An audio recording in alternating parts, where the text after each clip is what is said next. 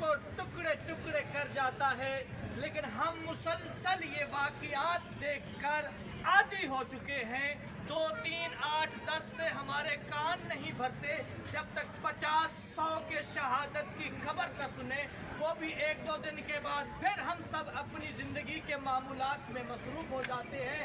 लेकिन वक्त का तकाजा ये है, हमें मिलकर कोई ऐसा लाहे अमल तैयार करना होगा, मिलकर कोई ऐसी पॉलिसी बनानी होगी, मिलकर कोई ऐसा कानून बनाना होगा जिससे हम अपने और अपनों के जान का तहफ़्फ़ुज़ यकीनी बना सकें। हम किस पर भरोसा करें कि जब सिक्योरिटी इदारों के हिसार में आगे भी सिक्योरिटी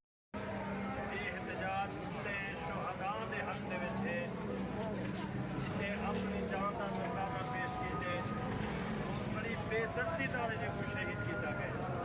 अगरचे सारे उलमा, सारे कायदीन, सारे रहनुमा काफ़ी अरसे तो पारा जनाब के हालात के हवाले नाल हुकूमत को और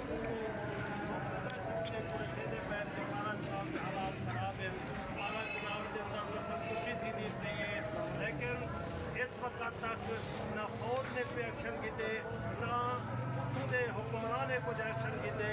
और जिहदे वास्ते जनाब BKP हुक्मरान दे विच बैठे हुए तहरीक इंसाफ दे वज़ीर आला का बयान देवन दा गवारा नहीं किया। और जेड़े इदारे हैं जिवेले तुसां जानदे वे अगरचे पहले वगैरह से तस्वीर आया पर, लेकिन जेड़े जितना भी ये तंजीमा ये सहाफ़ी अहबाब हैं, इन्हें भी कोई रुपये तक नहीं की थी।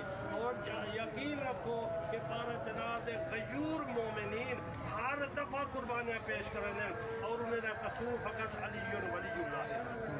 और ये कैफियत कि ये जरा हुण अज का जरा कल काफले नाल वाक़ियत है कि तो सुन चुके वे शासन को भी कि काफला सिक्योरिटी इदारे दे हिसार दे विच है।